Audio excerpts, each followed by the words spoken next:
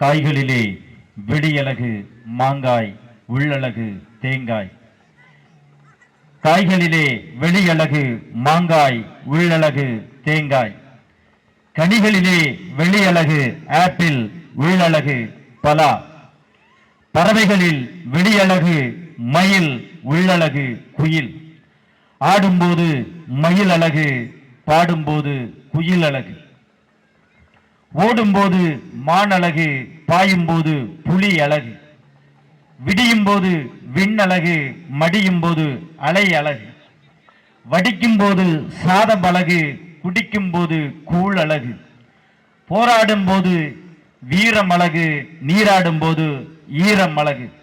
சொல்லும் போதும் எழுதும் போதும் பேசும் போதும் என் அன்னை தமிழே அழகு என்று சொல்லி பொதிகைமலை காட்டுக்குள் பொருளினதி வீட்டுக்குள் எதுகைகளின் கூட்டுக்குள் இமை திறந்து எழுந்தவளே, நதிவேகை நாட்டுக்குள் நடம்புரிந்த ஏட்டுக்குள் மதிப்புலவர் பாட்டுக்குள் மதுரையிலே வளர்ந்தவளே, பொறியாளும் நேரத்தில் புரளாத மகிழ்வெல்லாம் வரியாளும் நேரத்தில் வளமாக தந்தவளே, கவியாளும் என்னாசை கடலாக விரிந்தோடி புவியாள செவியாள சென்னாவில் உதித்தவளே, தலைமகனாய் வள்ளுவனையும் நிலைமகனாய் பாரதியையும் கலைமகனாய் கண்ணதாசன் வாலியையும் கண்விழிக்க வைத்தவளே, பிள்ளைமகனாய் கூட என்னை பேச வைத்தால் ஆகாதா?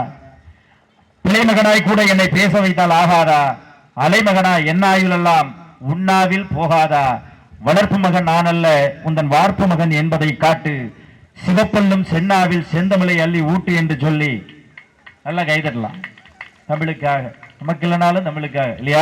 ஒரு அற்புதமான பட்டிமண்டபத்தை இங்கே சென்ற முறை இந்த மண்ணை முத்தமிட்டு அன்னையினுடைய ஒரு கோரிக்கையாக வைத்துவிட்டு பட்டிமண்டபம் நடத்தி சென்றேன்.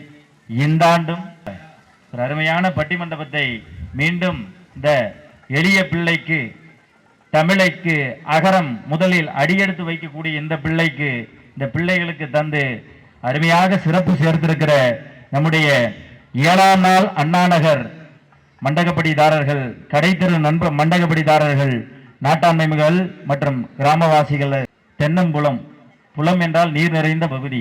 உங்களுக்கு பாடம் எடுக்க, உங்களிடம் பாடம் படிக்க வந்தோம். காசியிலே அடிக்கொரு லிங்கம், மறைக்காட்டிலோ மண்ணெல்லாம் லிங்கம் என்று சொல்வார்கள். அப்பேற்பட்ட இந்த மறைக்காடு என்பது உலகத்தில் 3 முடிவில்லா பகுதி நம் தமிழகத்தில் தான் இருக்கிறது. அது முதல் இது பாத்தீங்கன்னாக்கா குமரிக்கண்டம் ஒரு எல்லை, அடுத்து ராமேஸ்வரம் ஒரு எல்லை, அடுத்து கோடியக்கரை என்று சொல்லக்கூடிய அந்த பாயிண்ட் கேளிமர் என்று உலக நாடுகள் ஃபுல்லா பேசிட்டு இருப்பாங்க. அந்த கோடியக்கரை 3 எல்லையில்லா பகுதி இருக்குது. ஏன்னாக்கா எல்லையில்லாத அருளை வாரி வாரி வாரி வாரி இந்த இடத்தில் இது சிறப்பான ஒரு பண்பாடும் கலாச்சாரமும் இன்றும் இந்த உலகத்தில் போற்றப்படுகிறது என்று சொன்னால் அது நம் வேதை மண்ணு தான் சொன்னாங்க. திருவாரூர் தேரழகு, திருவிடைமருதூர் வீதி அழகு, மன்னார்குடி மதிலழகு, வேதாரண்யம் விளக்கழகுன்னா.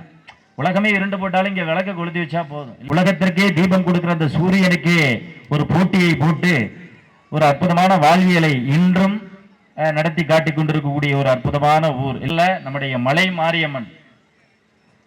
திங்களை போற்றுதும் திங்களை போற்றுதும் கொங்கு அலர்தார் வெண்ணி கொல்லி குளிர்வன் அங்கும் குளித்து உலகளை தரான், ஞாயிறு போற்றுதும் ஞாயிறு போற்றுதும் மாமலை போற்றுதும் மாமலை போற்றுதும். நம்முடைய தமிழ் வேதமான ஒரு பகுதியை இலக்கியங்களிலே சிலப்பதிகாரம் சொல்ல, இந்த மலை மாரியம்மன் இவர்கள் இருக்கிற வரைக்கும் தான் இந்த வாழ்க்கை நமக்கெல்லாம். அம்மனை வணங்கி ஒரு அருமையான பாடலோடு இதோ பட்டிமண்டபத்தை தொடங்குகிறோம்.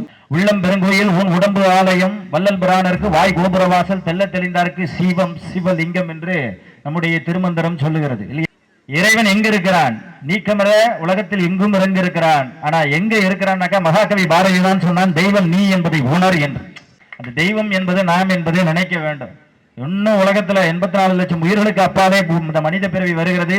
புல்லாகி பூடாகி புழுவாகி மரமாகி பல்விருகமாகி பறவையாய் பாம்பாய் கல்லாய் மனிதராய் பேயாய் கணங்களாய் வல்லுசூரர் ஆகி செல்லான் என்ற தாவர சங்கமத்துள் எல்லா பிறப்பும் பிறந்தெழுத்தேன் எம்பெருமான்னு சொல்றாரு மாணிக்க வாசகர். மெய்யே உன் பொன்னடிகள் கண்டுன்று வீடிற்று. வாரியார் சுவாமிகள், திருமுருக கிருபானந்த வாரியார் சுவாமி தான் சொற்பொழிவுல சொல்வாரு, எம்பெருமான் எங்கும் இருக்கிறான், தூணிலும் இருக்கிறான், துரும்பிலும் இருக்கிறான் அப்படின்னு சொல்லுவாரு. ஒரு நாள் மறுநாள் சொற்பொழிவு முடிச்சுட்டு அப்படியே கோயிலுக்கு முருகனை தரிசிக்கலான்னு போறாரு. வழியில ஒரு ஆளு, என்ன சாமி எங்க போறியோ அப்படின்னு கேட்டான். அதுக்கு வாரியார் சாமி சொன்னாரு, எங்கடா தம்பி போவேன், எனக்கு கோயில விட்டா அந்த முருகனை விட்டா ஆடுறா, சாமியை தரிசனம் பண்ணலான்னு ஆலயத்துக்கு போறேன் அப்படின்னாரு. என்ன சாமி நேற்று சொன்னீங்களே தூணிலும் இருக்கிறான், துரும்பிலும் இருக்கிறான், எங்கும் இருக்கிறான், இறைவனை எங்கேயுமே வணங்க வேண்டியதானே சாமி அப்படின்னா. உடனே வாரியார் சுவாமி என்ன பண்ணாரு, சைக்கிள் ஓடி வந்தான் பாருங்க, அந்த சைக்கிள்ல காட்டை பிடிங்கி விட்டா. அப்படி தம்பி, காத்து எல்லா இடத்துலயும் உலகத்துல இருக்கு, நீ காத்தை இப்படி வெளியில உள்ள காட்டை எடுத்து டீப்ல பிடிச்சி விட்டு நீ சைக்கிள் எடுத்துட்டு போறா அப்படின்னாரு. என்ன தெரியுது, அதை வணங்குவதற்கு அது பொருத்தமான ஒரு இடம் வேணும். இந்த மாதிரி பிறந்த காலம் தொட்டு மண்ணுக்கு போகிற வரைக்கும் ஒன்றே ஒன்று நிலையானது, அந்த தெய்வத்தை நம்ப வேண்டும் என்று சொல்லி நல்ல ஒரு அற்புதமான பட்டிமண்டபத்தை இங்கே தந்திருக்கிறார்கள். தலைப்பு என்னன்னு பார்த்தாக்கா, சங்க இலக்கியம் தொட்டு சமகால இலக்கியம் வரைக்கும், சமகால உலகம் வரைக்கும், இந்த 2026 மனிதனையும் மனிதன் ஒத்துருக்கு ஒத்துரு நேசிக்காத இந்த காலகட்டத்திலையும் அடுத்தவன் குடியை எப்படிலாம் கெடுக்கலான்னு யோசனை பண்ற காலத்திலையும் பட்டிமன்றம் நடக்குது. ஒரு நாய் இருந்துச்சுனாக்கா அது பாட்டு பிறக்கும், அது பாட்டு வாழும், அது பாட்டு வளரும், அது பாட்டு செத்து போகும். ஒரு ஆடு இருந்துச்சுனாக்கா அது பாட்டு வரும், அது பாட்டு வளரும், மனிதனுக்கு உணவை கொடுத்துட்டு அது பாட்டு போயிடும். ஒரு மாடு இருந்துச்சுனாக்கா ஒரு வரும், அது பாட்டு மேயும், பாலை கொடுக்கும், செத்து போயிடும். இப்படி ஒவ்வொரு உயிர்களுக்கும் ஒவ்வொரு கூடை. இந்த கிளிக்கு கூட நல்ல குரலை கொடுத்துட்டு போகும், குயில் கூட நல்ல ஒரு பாட்டை கொடுத்துட்டு போகும், பறவைகள் கூட எச்சத்தை போட்டு காட்டை கொடுத்து விட்டு போகும். அப்படி இருக்கக்கூடிய உலகத்துல மனுஷன் மட்டும்தாங்க தானு வாழாம அடுத்தவனை வாழ விடாம 2500 ஆண்டுகளுக்கு தொடர்ச்சியாக வரக்கூடிய ஒரே கலை என்று சொன்னால் பட்டிமண்டபம் தான். ஒட்டிய சமயத்து ஒருபொருள்வாதிகள் தாங்கறிந்து பட்டிமண்டபம் ஏறுன்னு மணிமேகலை சொல்லுது இல்லையா. நல்ல படிச்சுட்டு நல்ல கருத்துக்களை, மக்களுடைய நல்ல சிந்தனைகளை விதைக்கக்கூடிய இந்த வாழ்வு என்பது மேலானது. அப்பேற்பட்ட இடம் உலகத்துல எனக்கு தெரிஞ்சு பட்டிமண்டபம் பேசணும்னு சொன்னாக்கா நம்ம வரக்கூடிய இடம் வேதாரண்யம். அதில் தென்னம்புலம், குரவப்புலம், கத்தரிப்புலம், கரியாப்பட்டினம், இப்படியெல்லாம் எங்களுக்கு வருடா வருடம் அடியெடுத்து கொடுக்கக்கூடிய இந்த கிராமவாசிகளை உங்களை கலைந்து செல்கிற திருக்கூட்டமாக இல்லாமல் இருந்து கேட்கிற திருக்கூட்டமாக என்றைக்கும் பார்க்கப்படுவோம். ஒரு அருமையான பட்டிமண்டபம். இப்ப தலைப்பு என்னன்னு கேட்டாக்கா, போன வருஷம் வாழ வந்த சேலைகளா வாழ்வு தந்த காளைகளா கொடுத்துருந்தோம். இப்ப என்னன்னாக்கா கொஞ்சம் லேட்டஸ்டா இப்ப என்னன்னாக்கா அதே பழைய தலைப்பு தான், பேர் மட்டும் மாறி மாறி போகும். வாழ்க்கை ஒண்ணு தானே, ஆண் ஒண்ணு, பெண் ஒண்ணு, குடும்பம் ஒண்ணு, திருமணம் ஒண்ணு, வாழ்க்கை என்பது எல்லாம் ஒண்ணு தான் நமக்கு வகுத்திருக்கு இல்லையா. அதுல பாத்தீங்கன்னாக்கா இன்றைய சமூகத்தின் வாழ்க்கை தரம், நம்ம எப்படி அந்த காலத்துல இருந்து இந்த காலம் வரைக்கும் ஒழுங்கா வாழ்ந்திருக்கிறோம், எப்படி நம்மெல்லாம் அன்னைக்கு ஒரே ஒரு துணியோடையும் சின்ன ஒரு சிறு குடிசையோடையும் வச்சு எப்படி பெரியவர்கள் எல்லாம் நம்மளை வாழ்க்கைப்படுத்தினார்களோ அந்த மாதிரி ஒரு வாழ்க்கை. இன்றைய சமூகத்தின் வாழ்க்கை தரம் பெரிதும் உயர்வதற்கு வழிவகுத்தது வயல்வெளி காலமா வாட்ஸ்அப் காலமா? இப்போது இன்றைய சமூகத்தின் வாழ்க்கை தரம் பெரிதும் உயர்வதற்கு காரணமாக வழிவகுத்தது வயல்வெளி காலமே என்ற அருமைக்குரிய நம்முடைய வேதை மண்ணினுடைய மைந்தகி என்று செல்லமாக அழைக்கக்கூடியவர் புனிதா அவர்கள். நீங்க பேசும் தொடக்கத்திலே பாத்தீங்கன்னா 40 நிமிஷம் பேசிருப்பீங்க நடுவர்களே, ஆனா டைம் உங்களுக்கு தெரியாது, எங்களுக்கு தான் தெரியும். அப்படியா? ஆமா, ஏன்னா இலக்கியத்துக்குள்ள நீங்க உள்ள போயிட்டீங்கன்னு வச்சுக்கோங்களேன், உங்களை பிடிச்சி மறுபடியும் கொண்டுட்டு வரவே முடியாது. ஏன்னா கடல் மாதிரி கொட்டுக்குது அப்படியே அருவியா, அந்த அளவுக்கு நாங்களும் ரசிச்சோம் நடுவர் அவர்களே. சிரிக்கும் போது முகமழகு, சிரிக்கும் போது முகமழகு, அன்பு காட்டும் போது மனமழகு, நம்பிக்கை வரும்போது வாழ்க்கை அழகு. இந்த பட்டிமன்றத்துக்கே இந்த தென்னம்புலம் ரசிக பெருமக்கள் தான் பேரழகு. அவ்வளவு அழகா ரசிச்சுட்டு இருக்க இந்த மக்கள் மத்தியில இன்னைக்கு அந்த காலமா இந்த காலமா, அதாவது வாட்ஸ்அப் காலமா வயல்வெளி காலமான்னு கேட்டிருக்கீங்க. நாங்க 2 பேரும் வயல்வெளி காலமேன்னு பேச வந்திருக்கோம். அதாவது அந்த காலத்துல உள்ள சிறப்பு இந்த காலத்துல இருக்கான்னு நாங்க ஒரு கேள்வியை கேட்க வந்திருக்கோம். ஒரு காலத்துல பாத்தீங்கன்னா அன்புனா என்ன, பாசம்னா என்ன, குடும்பத்துல அம்மா அப்பா அண்ணன் தங்கச்சி இப்படி உறவுகளோடு சந்தோஷமா இருந்தது அந்த காலம். இன்னைக்கு குடும்பத்துல எங்கேயாவது அம்மா அப்பா அண்ணன் தங்கச்சியோடு சந்தோஷமா கூட்டு குடும்பமா இருக்கிற ஒரு குடும்பத்தை இந்த காலத்துல பார்க்க முடியுதான்னு நாங்க கேட்க போகும்போதே கூட அண்ணன் தம்பி எல்லாம் ஏதாவது ரொம்ப ஜனஞ்சிட்டு இருந்துச்சுனாலே பொண்ணு கிடையாது. 5 லட்சம் சம்பளம், 4 பெட்ரூம் 4 சக்கர வாகனம், 3 பெட்ரூம் வீடு, 2 குழந்தை, ஒரு மனைவி, அப்படி டீசெண்டா போயிட்டான் வாட்ஸ்அப் காலத்துல. ஆமா நடுவர்களே, ரொம்ப டீசெண்டா போயிருப்பாங்க. ஆனா எங்களுடைய காலம் என்ன தெரியுமா, பிரச்சனைகள் 1008 பிரச்சனைகள் இருந்தாலும் கூட அந்த காலத்தில் சமாளிச்சு குடும்பத்தோட கணவன் மனைவி உறவுன்னா இப்படித்தான் வாழணும் சொல்லி கொடுத்தது அந்த காலம் நடுவர்களே. இன்னைக்கு ஏதாவது புருஷன் பொண்டாட்டிக்குள்ள பிரச்சனை வந்துச்சுன்னு வச்சுக்கோங்களேன், இந்த காலகட்டத்தை பொறுத்த வரைக்கும் அம்மா அப்பாவோ மாமனார் மாமியாரோ சொந்த பந்தங்களோடு உட்கார்ந்து பேசுவதற்கு கூட நம்மளுக்கு மனம் ஏற்பது கிடையாது. உடனடியாக டைவர்ஸ் என்ற கோர்ட்டுப்படி ஏறுகிற மனநிலையில தான் இன்னைக்கு கணவன் மனைவிகள் இருக்கிறார்கள் சொன்னா. போன வாரம் ஒரு டைவர்ஸ் கேஸ் வந்துச்சு, என்னன்னு விசாரிச்சிருக்காரு நீதிபதி. ஹோட்டலுக்கு கூட்டு போலியா, இந்த KFC சிக்கன் ஒண்ணு நாகப்பட்டினத்துல வந்திருக்கு, அதுக்கு கூட்டு போலன்னு டைவர்ஸ். பாத்தீங்களா இந்த லட்சணம் பாருங்க. இப்படி எல்லாம் இருந்தாக்க எப்படி நடுவில் இந்த காலம் மகிழ்ச்சியா இருக்குன்னு நாங்க பேச முடியும்? ஒரு காலத்துல பாத்தீங்கன்னு வச்சுக்கோங்களேன், புருஷன் பொண்டாட்டியோட வாழ்க்கைனா இதுதான் அப்படின்னு அன்னையில இருந்து இன்ன வரைக்கும் கத்துக்கலாம். நடுவில் நீங்க காதலிச்சிருக்கீங்களா? ஆமா, காதலிக்காம காதல் யாராவது பண்ணாம இருப்பாங்களா? காதலிச்சதுனாலதானே இந்த இடத்துக்கு காதல்னு கேட்ட உடனே நடுவர் முகத்தை பாருங்களேன், சிரிப்ப. காதலிச்சுன்னா கல்யாணம் பண்ணி வீட்டுக்கு போறதே இல்ல, ராத்திரி இப்படியே ஊரா பட்டிமன்றம். நீங்க எந்த வகையில சொல்ல வரீங்க இப்ப? அது ஏதோ ஒரு வகை. பரவாயில்ல நடுவர்களே, அந்த வகையெல்லாம் நீங்க விரும்பிக்கணும் ஆசைப்படாது. எங்களுக்கு வேண்டாம். அடுத்த ஜென்மன்னு ஒண்ணு இருந்துச்சுன்னா அந்த மலைமாரியம்மன் நான் வைக்கிற கேள்வி என்னன்னாக்கா, ஒரே ஒரு ஹம்பிள் ரெக்வெஸ்ட், அம்மாட்ட இங்கிலீஷ்லயே வைப்போம். என்னன்னாக்கா பாத்தீங்கன்னாக்கா, இந்த திருமணம் ஒரு வார்த்தை 5 வார்த்தையை தூக்கிடுமா தமிழ்ல இருந்து.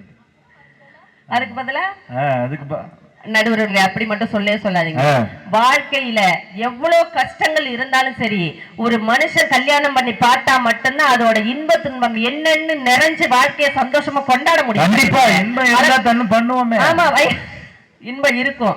அதை அனுபவிச்சதுனாலதான் இப்ப இருக்கக்கூடிய கவிஞர் கூட வைரமுத்து ஐயா அவர்கள் என்ன தெரியுமா சொன்னாங்க? என்னைக்கு ஏன் பொண்டாட்டி என்னை விட்டு போனாலும் அன்னைக்கு ஏன் படுக்க திண்ணைக்கு வந்துருச்சுங்கிற ஒரு உறவு இல்லைன்னா நம்மளோட வாழ்க்கையில திண்ணைக்கு நட அப்பவே சொல்லியிருக்காரு நடுவர்களே. ஆனா காதலிச்சிருக்கேன்னு சொன்னீங்க, நானும் காதலிச்சு கல்யாணம் பண்ணேன். 7 வருஷம் ஆகுது நடுவர்களே கல்யாண வாழ்க்கையில போய். 8 வருஷம் ஆச்சுல்ல. ஆனாலும் நீங்க சொல்றீங்களா நான் இப்படியே வந்துடுறேன் அப்படின்னு. ஆனா எங்க வீட்டுல அப்படி கிடையாது. பட்டிமன்றம் இல்லன்னு கவலைப்படுற இந்த காலத்துல கூட பட்டிமன்றம் வந்தா வாங்காதடி வீட்டுல இருடின்னு சொல்ற ஆள் நடுவர்களே என் புருஷன். அப்படியா? சும்மாவா காதலிச்சு கல்யாணம் பண்ணோம்ல, எங்களோட வாழ்க்கை எப்படி தெரியுமா இருக்கும்?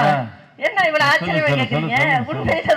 நடுவர்களே வாழ்க்கைனா என்ன அப்படின்னு அந்த காலத்துல வாழ்ந்த மனுஷன் கூட அழகா சொல்லி கொடுத்திருக்காரு. எப்படி தெரியுமா? உலகத்திலே 1330 திருக்குறள்ல இப்படித்தான் உலகை ஆள வேண்டும் சொல்லி கொடுத்தாரு ஒவ்வொரு திருக்குறள்லையும். ஆனா தன் மனைவியோடு வாழ்ந்த வாழ்க்கைய 1.25 வரியில ஒரு திருவள்ளுவர் எழுதினாருன்னு சொன்னா அவரோட வாழ்க்கை எப்படி இருந்திருக்குன்னு யோசிச்சு பாருங்க நடுவர்களே. அடியிற்கினியாலே அன்புடையாளே, படிசல் தவறாத பாவாய், அடி வருடி பின் தூங்கி முன்னெழும்பு பேதாய், இனிதாய் என் தூங்கும் என் கண் இரவு அப்படின்னு எழுதியிருப்பாரு. என்ன பொருள் தெரியுமா? அடியிருக்கினியாலே அன்புடையாளே, அன்பான மனைவியே, படிசல் தவறாத பாவாய், நான் என்ன சொன்னாலும் கேட்டுக்கிட்டு இருக்கும் பெண்ணே, அடி வருடி பின் தூங்கி முன் எழும்பு பேதாய், நான் தூங்கிய பிறகு என் கால்களை வருடி கொடுத்து விட்டு நான் எழுவதற்கு முன்னாடியே எழுந்திருக்கும் பெண்ணே, இனிதா என் தூங்கும் என் கண் இரவு, நீ இறந்த பின்பு எப்படிமா என் கண்கள் உறங்கும்னு எழுதியிருப்பாருங்க. அந்த காலத்துல ஒரு மனுஷன் எழுதியிருக்காருன்னு சொன்னா இந்த காலத்துல அதெல்லாம் நம்ம பார்க்க முடியுமாங்க? கண்ண ஒரு படி மேல போய் சொல்லணும்னு சொன்னா இன்னைக்கு இருக்கக்கூடிய காலகட்டத்துல இளைஞர்களை நான் குறை சொல்லல, ஆனா அன்னைக்கும் இருந்த அன்றைய காலத்திலும் சரி வயல்வெளி காலத்துல கூட தன் குடும்பத்தை கரை சேர்க்கணும்னு நினைச்ச எத்தனையோ இளைஞர்கள் இருக்கிறாங்க நடுவர்களே. கல்யாணம் ஆகாத கூட இருக்காங்க இல்லையா? ஆமா நடுவர்களே, எப்படி தெரியுமா? ஒரு வயதுக்கு மேல் அப்பாவிடம் பேசாவிட்டாலும், ஒரு வயதுக்கு மேல் அப்பாவிடம் பேசாவிட்டாலும் அப்பாவை பற்றி நன்கு தெரிந்து வைத்திருக்கும் மகன், அண்ணனின் ரகசியங்கள் எல்லாம் தெரிந்திருந்தும் அப்பாவிடம் சொல்லிவிடாத தங்கை, தங்கை இன்னொரு வீடு செல்லும் வரை மதுரை வீரனாய் காக்கும் அண்ணன், உடைத்த களைப்போடு வீடு வந்த போதும் பிள்ளைகளின் முகத்தை கண்டதும் புத்துணர்ச்சி அடையும் அப்பா, உடைத்து கொண்டே இருக்கும் அத்தனை நேரமும் சமையலறைக்குள் இருந்தாலும் கூட பிள்ளைகளை கண்டதும் சந்தோஷப்படும் அம்மா, பேரன் பேத்திக்கு என்ன வேண்டும் என்று நினைத்து கொண்டே தன் முந்தானை முடிச்சில் சில்லறைகளை பதுக்கி வைக்கும் தாத்தா பாட்டி, இப்படி சந்தோஷமா குடும்பத்தோடு இருந்தது அந்த காலம் நடுவர்களே. அழகா ஒரு பையன் என்ன நினைப்பான, தன் தங்கச்சியை கரை சேர்த்துட்டு நமக்கு எத்தனை வயசானாலும் தங்கச்சியோ அக்காவோ இருந்தா அவங்களுக்கு கல்யாணம் பண்ணி கொடுத்துட்டு அந்த முகத்துல இருக்கக்கூடிய சந்தோஷத்தை நம்ம பார்க்கணும்னு நினைச்சது அந்த கால நடுவர்களே. வயல்வெளி காலத்துல பாத்தீங்கன்னு வச்சுக்கோங்களேன், வாய்க்கா வரப்புகளோடு சந்தோஷமா இருந்தது ஒரு காலத்துல. இன்னைக்கு வாய்க்காலையும் காணும், வரப்பையும் காணும், தண்ணியையும் காணும், நிலத்தையும் காணும் நடுவர்களே. பிளாட் போட்டு வித்துப்பட்டு இப்படி 2 பேரும் வந்து உட்கார்ந்து இருக்காங்களே, நியாயமான்னு கேக்குறேன். புத்திசாலிக்கும் திறமசாலிக்கும் ஒரு வித்தியாசம் இருக்கு. புத்திசாலிக்கும் திறமசாலிக்கும் ஒரு வித்தியாசம் இருக்கு. என்னன்னு தெரியுமா? என்ன? யோசிக்கிறீங்களா? நான் யோசிக்கிறேன். நான் சொல்றேன் கேளுங்க நடுவர்களே. புத்திசாலிக்கும் திறமசாலிக்கு என்ன வித்தியாசம் தெரியுமா? புத்திசாலி எனக்கு தெரிஞ்சு மூளையில இருந்து பேசுவான், திறமசாலி இதயத்துல இருந்து எதையுமே செய்ய ஆசைப்படுவான் அப்படின்னு எனக்கு தெரிஞ்சது. அதனாலதான் நடுவர்களே நீங்க இப்படி நடுவரா இப்படி உட்கார்ந்துருக்கீங்க. இப்ப புத்திசாலிக்கும் திறமசாலிக்கும் என்ன நான் சொல்றேன் கேளுங்க. ஏன் குடும்பத்துல இல்ல நல்ல விதமா தான் சொல்றேன், நாங்களா அப்படி சொல்ல மாட்டோம். என் குடும்பத்துல உள்ளதை வச்சு நான் சொல்றேன் புத்திசாலிக்கு திறமசாலிக்கு என்ன வித்தியாசம். பொண்டாட்டி இப்ப நானும் என் புருஷன்ட்ட கேட்கும் போதெல்லாம் பொண்டாட்டி கேட்கறதையெல்லாம் வாங்கி கொடுக்கிற புருஷன் புத்திசாலி, பொண்டாட்டி கேட்கறதையெல்லாம் வாங்கி கொடுக்கிற மனுஷன் புத்திசாலி, பொண்டாட்டி கேட்கறதையெல்லாம் வாங்கி தரமான்னு சொல்லி ஏமாத்துற கஞ்ச பையன் தான் திறமசாலி. நடுவர்களே நீங்க எப்படி? நானா என் கதையை கடைசியா சொல்றேன். கடைசியா சொல்றீங்களா? எரும மாட்டுக்கும் பொண்டாட்டிக்கும் ஒரு வித்தியாசம் இருக்கு தெரியுமா? என்ன சார்? எரும மாட்டுக்கும் சார் பொண்டாட்டிய போய் எரும மாடோட ஒப்பிடுறீங்களே நியாயமா? ஆமா. எரும மாட்டை தண்ணில இருந்து கிளப்புறது கஷ்டம், பொண்டாட்டியா உங்க அப்பா வீட்டுக்கு போனா அங்க இருந்து கிளப்புறது கஷ்டம் இல்லையா? அது என்னமோ உண்மைதான் நடுவுல. மனுஷனுக்கும் பெரிய மனுஷனுக்கும் ஒரு வித்தியாசம் இருக்கு தெரியுமா? மனுஷன் பெரிய மனுஷன் என்ன வித்தியாசம்? ஒரு பொண்ணை தாலி கட்டி கல்யாணம் பண்ணா அவன் மனுஷன், எனக்கு ஒரு பொண்டாட்டி இருக்கிறத மறைச்சா அவன் பெரிய மனுஷன். நீங்க எப்படி நடுவுல இந்த மாதிரி வித்தியாசம் சொன்னா கேள்வி இப்படி எல்லாம் நிறைய வித்தியாசம் சொல்லலாம். சரி, எனவே ஆனா ஒரு காலத்துல பாத்தீங்கன்னு வச்சுக்கோங்களேன், குறைந்த வருமானமாக இருந்தது. அந்த காலத்துல குறைந்த வருமானமாக இருந்தது, ஆனா நிறைந்த நிம்மதி இருந்தது. அதிக வருமானம் இருக்கிற இந்த காலத்துல குறைவான நிம்மதியை மட்டும்தான் நாம பார்க்க முடியும். நிம்மதி எங்க இருக்கு? தமிழ்ல இருந்து வார்த்தை தூக்கிட்டாங்க, அதே தூக்கிட்டாங்க பாருங்க. நிம்மதியே கிடையாத வாழ்க்கையில நம்ம நிம்மதி எங்க இருக்குன்னா ஒரு பிள்ளைக்கு பேர் வச்சிருக்காங்க நிம்மதி, அததான் நம்ம கேட்டுக்கலாம். ஆமா சார், ஒரு பிள்ளை பேர் வச்சிருக்காங்க சந்தோஷம், ஒரு பிள்ளைக்கு பேர் வச்சிருக்காங்க மகிழ்ச்சி. பாத்தீங்களா? இந்த காலகட்டத்துல அதை மட்டும் தான் நம்ம பார்க்க முடியும், அதை மட்டும் தான் கேட்க முடியும் நடுவர்களே. ஆனா அந்த காலத்துல அதோடய நம்ம வாழ்ந்தோம் இல்லையா? கை வீசி நடந்தோம். அன்னைக்கு பாத்தீங்கன்னா கை வீசி நடந்தோம், இன்னைக்கு கைபேசியோட நடக்கிற காலமா இருக்கு நடுவர்களே. படித்தால் வேலை, அன்னைக்கு பாத்தீங்கன்னா படித்தால் வேலை, இன்னைக்கு படிக்கிறதே வேலையா இருக்கு. அன்று ஓடினும் வயிற்றை நிறைப்பதற்காக, இன்று ஓடுகிறோம் வயிற்றை குறைப்பதற்காக. ஒரு காலத்துல உணவே மருந்தாக இருந்தது, இன்னைக்கு மருந்து இருக்கிறது நடுவர்களே. சாப்பிட்ட பிறகு ஒரு காலத்துல பாத்தீங்கன்னு வச்சுக்கோங்களேன், சாப்பிட்டு முடிச்சாச்சு அப்படின்னா வெத்தலை டப்பாவை திறந்தது அந்த காலம் நடுவர்களே. இன்னைக்கு சாப்பிட்டு முடிச்ச உடனே மருந்து டப்பாவை தேடுறது இந்த காலமா இருக்கா இல்லையா? என்னங்க வாட்ஸ்அப் காலத்துல நல்லா இருக்குன்னு நாங்க சொல்றோம் நடுவர்களே. பாக்குறது எல்லாமே நாங்க தப்புன்னு சொல்லல, ஆனா செய்யறது எல்லாமே இந்த காலத்துல நவீன காலமாக இருந்தாலும் கூட எல்லாமே கெடுதலாக தானே போய் முடியுது. எவ்வளவு அறிவுபூர்வமா செய்யறதுக்கு இந்த செயலை செய்யடான்னு சொன்னா செய்ய முடியுதாங்க? அந்த செல்போன் என்ன சொல்லி கொடுக்கிறதோ அது போலவே நம்ம மூளையும் செயல்படுற அளவுக்கு இந்த காலகட்டம் நம்மள மாற்றிக்கிட்டு இருக்கா இல்லையா? ஆனா ஒரு காலத்துல பாத்தீங்கன்னு வச்சுங்களேன், சந்தோஷமா என்ன வீட்டுல ஒரு பாட்டி இருந்தா மருத்துவ வச்சு இருக்கிறான்னு அர்த்தம் நடுவர்களே. இன்னைக்கு பாருங்க, உடம்பு முடியலன்னு ஹாஸ்பிட்டல் போனோம்னு வச்சுக்கோங்களேன், கண்ணு சரியில்லைன்னு போனா காதுல ஆபரேஷன் பண்ணி விடுறான், வயிற்றுல பிரச்சனைன்னு போனாக்க கிட்னிய காணாம வைக்க போயிடுது. எவ்வளவு பிரச்சனைகள் இருக்கா இல்லையா? கடவுள் அறிய கடவுளுக்கு கூட அந்த காலத்துல நாம கேட்டதை நிறைவேற்றுறதுன்னு சொன்னா அது அந்த கால நடுவர்களே. நம்ம என் பிள்ளைக்கு உடம்பு சரியில்லை அப்படின்னு வச்சுக்கோங்களேன், நம்ம வீட்டுல உள்ள வயசானவங்களுக்கு உடம்பு முடியலன்னு வச்சுக்கோங்களேன், இப்படி அம்மா கிட்ட ஆத்தா கிட்ட போயிட்டு மாரியம்மாவோ ஐயனார்கிட்ட போய் வேண்டி ஒரு சொட்டு துண்ணுரை எடுத்து இப்படி வேண்டிக்கிட்டு போட்டாங்கன்னு வச்சுக்கோங்களேன், அதோட சரியா இருந்ததுன்னா அது அந்த கால நடுவர்களே. எனவே இப்படி சொல்லி முடிக்கிறேன், எந்த காலத்துல பார்த்தாலும் அந்த காலத்துல உள்ள வாழ்க்கை என்பது நிம்மதியாகவும் சரியானதாக இருந்த ஒரே காலகட்டத்தால நீங்க நல்லத திருப்பி வழங்க வேண்டும் என்று சொல்லி நன்றி விடைபெறுகிறேன். நன்றி, வணக்கம். நல்ல பழமையான இந்த கருத்தெல்லாம் சொன்னாங்க. குமரிகண்ட நோய்க்கு குமரி கொடு, யாராவது சொன்னாக்கா 500 ரூபாய் பணம் வாங்கிக்கலாம், விழா கும்பிட்டு நானே வாங்க. குமரிகண்ட நோய்க்கு குமரி கொடு அப்படின்னு ஒரு தாவர ஒரு இது இருக்கு, நம்ம சாப்பிட்ற பொருள். என்னது? சோத்துக்கட்டால மேனி துளங்க குப்பை மேனி. 1000 பேர் போய் சொல்லி 1000 பொய் சொன்னாலும் திருமணம் சொல்லுவாங்க, 1000 பேர் போய் சொல்லி, இப்படியெல்லாம் பழமையான கருத்துக்கள் இடம்பெற்றது அந்த காலம்னு சொல்லி ஒரு அருமையா பேசினாங்க. அதற்கெல்லாம் மறுத்து சொல்வதற்காக இதோ நம்முடைய வாட்ஸ்அப்பினுடைய நல்ல ஒரு வெயிட்லெஸ் கிளாஸ் வர நடத்துறாங்க. மேடம், எப்படி குண்டாகாமல் இருப்பது எப்படின்னு அந்த கிளாஸுக்கு வர்றவங்களுடைய சாப்பாடு டிஃபன் பாக்ஸ் இருக்குல்ல, ஒன்னொன்னா எடுத்து டேஸ்ட் பாக்குறேன்னு அதோட 68 பேர் படிக்கிறாங்க. எல்லாம் 68 வாய் எடுத்து பார்த்தாக்கா வெயிட்லெஸ் இவங்களுக்கு ஏறி, வெயிட் இவங்களுக்கு ஏறிடுச்சு, லெஸ் வந்து வந்தவங்களுக்கு. உயிரே செந்தமிழே உயிரே நருந்தேனே, செயலினை மூச்சினை உனக்களித்தேனே, நீ நைந்தாயனில் நைந்து போகும் வாழ்வு நன்னிலை உனக்கென்றால் எனக்கும் தானே. தாயே தமிழே உம்மை வணங்கி வெகு சீரோடும் சிறப்போடும் எழிலோடும் ஏற்றத்தோடும் மிக சிறப்பாக நடந்து கொண்டிருக்கின்ற இந்த அற்புதமான விழாவில் எங்களை பட்டிமன்றத்தில் மேடையேற்றி அழகு பார்த்து கொண்டிருக்கின்ற வேலைவாழ் தென்னம்புல மக்கள் அத்துணை பேருக்கும் எங்களது சிறந்தாழ்ந்த வணக்கங்களை சொல்லி. நீங்க வணக்கம் சொன்னீங்கல்ல, ஆமா, உள்ளூர்காரங்க தானே, ஏதாவது ஒரு மக்களை வாழ்த்து ஏதாவது சொன்னாங்களா? அப்படிதான். அப்ப அந்த காலம் மட்டும் பேச வேண்டியது. ஆமா, இல்லையா? வெளியூர்காரங்களுக்கு தான் இந்த ஊர்காரங்களோட மதிப்பு தெரியும் இல்லைங்களா நடுவர் அவர்களே? சில நடுவர்கள் தேடி தேடி பேசுவார்கள், சில நடுவர்கள் பாடி பாடி பேசுவார்கள், சில நடுவர்கள் பிறரை சாடி சாடி பேசுவார்கள். ஆனால் எங்களுக்கு அமைந்த நடுவர் மட்டும்தான் ரசிகர்களின் நாடி பிடித்து பேசக்கூடிய ஒரே நடுவர். யாருன்னு கேட்டீங்கன்னா எங்க அற்புதமான நடுவர். இந்த நடுவருக்கு ஒரு பாட்டு போட்டாங்களா யாராவது? எனக்கு என்ன தெரியுமா காமெடி, வாட்ஸ்அப் காலம் பேச வந்த உங்க வாயில லிப்டிக்லாம் ஒரு அளவுக்கு தான் இருக்கு, வயல்வெளியில தான் பாத்தீங்கன்னா அப்படியே பேஸ்ட் மாதிரி அள்ளி திங்கிங்களா என்னன்னு தெரியல. அதுதான் நடுவர் அவர்களே. இங்க வாட்ஸ்அப் காலத்தை பத்தி பேசின நானு இன்னைக்கு வரைக்கும் ஸ்டேட்டஸ் வைக்கல. ஆனா வளைச்சு வளைச்சு ஸ்டேட்டஸ் வச்சது யாருன்னு கேட்டீங்கன்னா இந்த வயல்வெளி காலத்துல இருக்கவங்கன்னா வயல்வாழும். ஆமா, எத்தனை போட்டோ எடுத்திருக்காங்கன்னு மட்டும் நீங்க இப்ப உங்க போனை வாங்கி பாத்தீங்கன்னா அப்படியே புலப்பட்டுரும். 47 53. ஆமா, சார்ஜ் ஆஃப் ஆயிடுச்சு, இப்ப ரஹீம் கொடுத்து போட சொல்லு. ஆமா, அந்த காலத்தை பத்தி பெருமையா பேசிட்டு போயிருக்காங்களே அக்கா. நேக்கிறது எருமை, இதுல பெருமை. ஆமா, பெருமை வேற. நயன்தாராவுக்கு தங்கச்சின்னு நினைச்சுக்கிட்டு ஒரு அக்கா வந்திருக்காங்க, தமனாவுக்கு அக்கான்னு நினைச்சு ஒருத்தவங்க வந்திருக்காங்க. அம்சமா உட்கார்ந்துருக்காரு நடுவர்.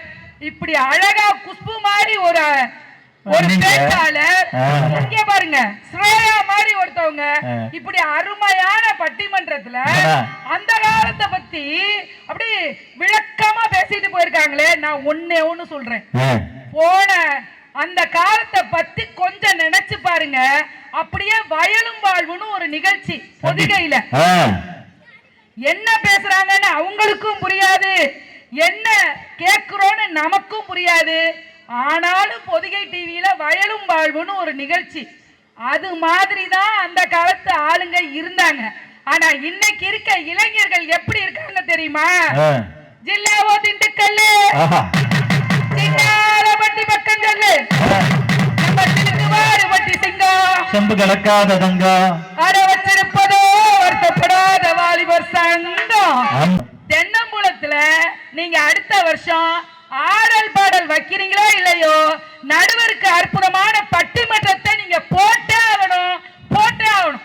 இதுவரைக்கும் அவங்க கொடுத்ததே அற்புதமா கொடுத்திருக்கீங்க. உங்களுக்காக ஒரு அருமையான கைதட்டல்களை நாங்க கொடுக்கிறோம் உங்களுக்கு. இப்ப அந்த காலத்தை பத்தி பேசினாங்கல்ல, இங்க இருக்கிறாங்க தாத்தா பாட்டி எல்லாம்.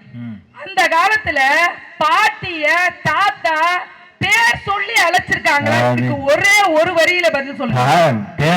ஆமா, அந்த அந்த அந்த ரம்யமான வாழ்க்கையெல்லாம் நீங்க ஏன் ஞாபகப்படுத்துறீங்க? இங்க பாட்டி எல்லாம் பாத்தீங்கன்னாக்கா, எங்க தாத்தா கல்லு குடிச்சிட்டு வர்ற அந்த காலடி ஓசை கேட்டாலே போதும், கதவுக்கு பின்னாடி போய் நிக்கும். அப்படி அருமையா வச்சிருந்தத பெருமையா சொல்றாரு பாருங்க. இன்னைக்கு நாங்க சமமா உட்கார்ந்து சாப்பிடுறோம், சமமா வேலைகளை பரிமாறிக்கிறோம், வேலைகளை சமமா பிரிச்சுக்கிட்டு செய்யறோம். நடுவர் அவர்களே, இன்னைக்கு புருஷன்கிற அந்த வார்த்தைக்கு அர்த்தம் தெரியுமா நடுவர்? புருஷன். ஆமா, கணவனுக்கு தெரியும், ஆனா புருஷனுக்கு தெரியல. புருஷனுக்கு தெரியல. என்னன்னா சன்ரைஸுக்கு முன்னாடியே ப்ரூ காஃபிய போட்டுக்கிட்டு எழுப்புறவன் தான் புருஷன். அதனாலதான் அவருக்கு பேரு புருஷன் நாங்க வச்சோம். எந்த காலேஜ்ல மேடம் படிச்சீங்க? ஆமா, காலேஜ்.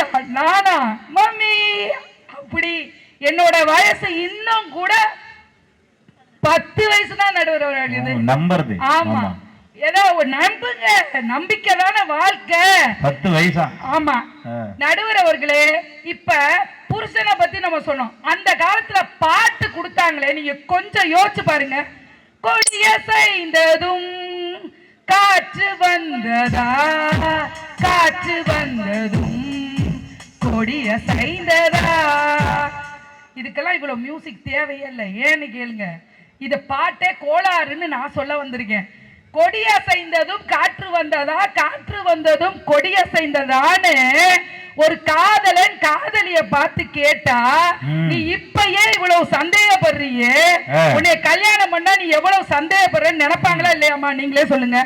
அப்புறம் ஒரு பாட்டு, நீ லவ் பண்ணி தோத்து போனதுக்கு காதலி போ போ, காதலி வா வா, எழுதுங்கள் என் கல்லறையில் அவள் இரக்கமில்லாதவள் என்று, பாடுங்கள் என் கல்லறையில் அவன் பைத்தியக்காரன் என்று. இதுதான் உண்மையான வார்த்தை.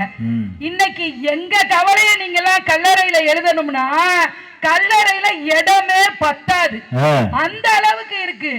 அப்புறம் சட்டி சுட்டதடா கை விட்டதடா, ஒரு கரிப்புடி துணி எடுத்து அந்த சட்டியை பிடிச்சி இறக்குறதுக்கு இல்லாம சட்டி சுட்டதடாவா கை விட்டதடாவா. பாட்டுல இப்படி சொல்லியே பெண் குலத்தை ஃபுல்லா அப்படி மோசம் பண்ணிட்டாங்க. இப்படி அந்த காலத்துல பாட்டு போட்டதுக்கு வயசு பையனுக்கு பாட்டு போட்டா அது காதலுக்கு மரியாதை, வயசான ஒரு மனுஷனுக்கும் பாட்டு போட்டா அதுதாங்க முதல் மரியாதை. நடுவர் அவர்களே, டீனேஜுக்கும் ஓல்டேஜுக்கும் என்ன வித்தியாசம்? எது? டீனேஜுக்கும் ஓல்டேஜுக்கும் என்ன வித்தியாசம்? டீனேஜ் என்பது 10ல இருந்து 20 வரைக்கும். ஆமா. ஓல்டேஜ் என்பது 60க்கு மேல. இத நான் ஒரே இதுல சொல்றேன் பாருங்க. ஆமா நடுவர் அவர்களே, டீனேஜ்னா என்ன அப்படின்னு கேட்டீங்கன்னா, ஃபிகர் கம்ப்ளைண்ட் இருந்தா அது டீனேஜ், சுகர் கம்ப்ளைண்ட் இருந்தா அதுதாங்க ஓல்டேஜ். இங்க படிச்சீங்க அண்ணாமலை லெக்சர். ஆமா. இங்க வாட்ஸ்அப்ப பத்தி இவ்வளவு பேசுறாங்களே, இன்னைக்கு ஒருத்தருக்கு ரத்தம் இல்லைன்னா கூட ரத்தத்துக்கு இந்த குரூப் தேவைன்னு போட்ட அடுத்த நொடியில உங்களுக்கு பிளட் வந்து சேருதுன்னா இது இந்த காலத்திலயா அந்த காலத்திலயா? அன்னைக்கு லூஸ் மோஷன் போனா கூட இறப்பு நேரிடும். ஆனா இன்னைக்கு எவ்வளோ பெரிய வியாதிக்கும் மருந்து கண்டுபிடிச்சு அந்த மருந்தையும் வாட்ஸ்அப்ல அனுப்பி ரோபாட்டிக்ஸ் மூலமா ஆபரேஷன் பண்ற அளவுக்கு நம்ம வளர்ந்திருக்கோம்னா வாட்ஸ்அப் காலம் பெருசுன்னு நீங்க சொல்றீங்களா, அல்லது நீங்க சொல்ற அந்த காலம் பெருசு வயல்வெளி காலம் பெருசுன்னு நீங்க சொல்றீங்களா? எந்த பேச்சாளரும் இவ்வளவு ஒரு கண்டென்ட்டோட பேசுனதே கிடையாது. இப்பதான் நீங்க வந்து சரியான முறையில இந்த தலைப்பு. ஆமா, இதுல வாட்ஸ்அப் காலம் ரொம்ப மோசம் மோசம் மோசம் நீங்க சொல்றீங்களே, அன்னைக்கு புறாவுல தூது விட்டுட்டு அந்த புறாவை வறுத்து தின்று விட்டு வந்த புறாவை வறுத்து தின்று விட்டு வந்த செய்தியை காத்துல பறக்க விட்டுட்டு புறா போய் எந்த வீட்டுக்கு வந்து அந்த தூது வரணுமோ அந்த வீட்டுக்கு வராம பக்கத்து வீட்டுல விழுந்து பக்கத்து வீட்டு குடும்பம் நாசமா போய். உங்களுக்கு தெரியாதது இல்லை நடுவர் அவர்களே, உங்களுக்கு தெரிந்த திரைப்பட நடிகர், மிகவும் பிரபலமான நடிகர், அவரது உழைப்பினாலே ஒரு புடவையை தன் தாய்க்காக வாங்கி கொண்டு ஆசையாக வந்து கொண்டிருக்கிறார். ஆனால் அவர் வந்த நேரத்தில் இறுதி ஊர்வலம் புறப்பட்டு அந்த தாயை கொண்டு வந்து கொண்டு இருக்கிறார்கள் நடுவர் அவர்களே. அது வேறு யாரும் இல்ல, புகழ்பெற்ற நகைச்சுவை நடிகரான நாகேஷ் அவர்கள் தான் அவங்க. ஏன்னா அன்னைக்கு இறப்பை கூட உரியவர்களுக்கு சொல்ல முடியாம தவிச்சது அந்த காலம். ஆனா இன்னைக்கு கல்யாணத்தை கூட வாட்ஸ்அப் மூலமாக உடனே முடித்து வைப்பது இந்த காலம். இதை விட சிறப்பாக ஒண்ணு சொல்லவா? இந்த ஒரே வாரம் 16ஆம் தேதி நடுவர் அவர்களே, மே 16ஆம் தேதி இன்ஸ்டாகிராம்ல ஒரு கட்சி ஆரம்பிக்கப்பட்டது. 20 மில்லியன் கட்சியில அந்த கட்சிக்காரவங்க சேர்ந்திருக்காங்க. அந்த கட்சிக்கு கட்சிக்காரவங்களா சேர்ந்திருக்காங்க.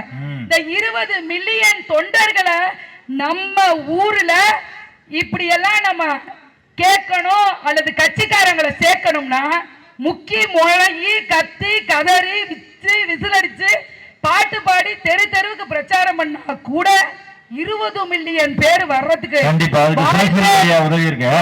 இல்ல நடுவர். ஆகவே இன்றும் நான் சொல்கிறேன், வயல்வெளி காலத்தை விட வாட்ஸ்அப் காலம்தான் மிக சிறந்த ஒரு காலமாக நாம் அனைவருமே சொல்ல முடியும். இதில் இன்னும் சிறப்பாக சொல்ல வேண்டும் என்று சொன்னா, இன்று உள்ளங்களை மட்டுமல்ல இல்லங்களையும் தொலை தூரத்தில் இருந்து இணைப்பது வாட்ஸ்அப் காலமே.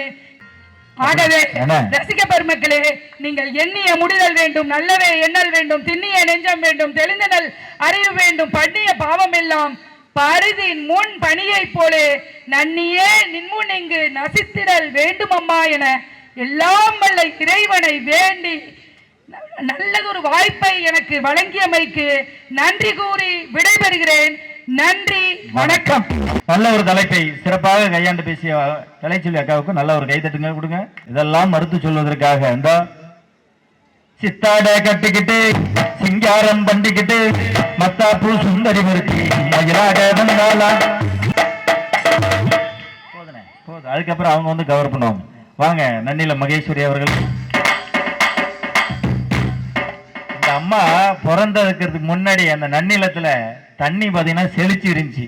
என்னைக்கு பிறந்துச்சோ அன்னையில இருந்து மானம் பார்த்த பூமியில தமிழ்நாட்டுல இதுவும் ஒண்ணு. நான் தான் ஜோக்கர் போல இருக்கு. ஜோக்கர்லாம் நீங்கள் கூத்தாடியாக இருந்தாலும் மேடைக்கு வரும்போது ராஜாவேஷம் போட்டா எவ்வளவு சந்தோஷமா இருக்கும். தெரியாம சொல்லிட்டாரு. சரிங்க சரிங்க. தனம் தரும் கல்வி தரும், ஒரு நாளும் தளர்வரியா மனம் தருவும், தெய்வ வடிவம் தரும், நெஞ்சில் வஞ்சமில்லா இனம் தரும், நல்லன எல்லாம் தரும், அன்பர் என்பவருக்கே கணம் தரும், பூங்குழலாய் அபிராமி. அபிராமி என்று சொன்னாலே தென்னம்புலத்திலே வீற்றிருந்து அனைவருக்கும் அருள்பாலித்துக் கொண்டிருக்கின்ற அருள்மிகு மகா மாரியம்மனின் கடை கண்களே என்று எல்லாம் அல்ல மாரியம்மனை வணங்கிக் கொண்டு அற்புதமான மன்னடோர்களே, இந்த இடத்திலே இருந்து அங்கே இருக்கின்ற அம்பாளை பார்க்கின்ற போது சமயபுரத்திலே எப்படி கோபுரம் இருக்குமோ அதே போன்றது ஒரு காட்சி.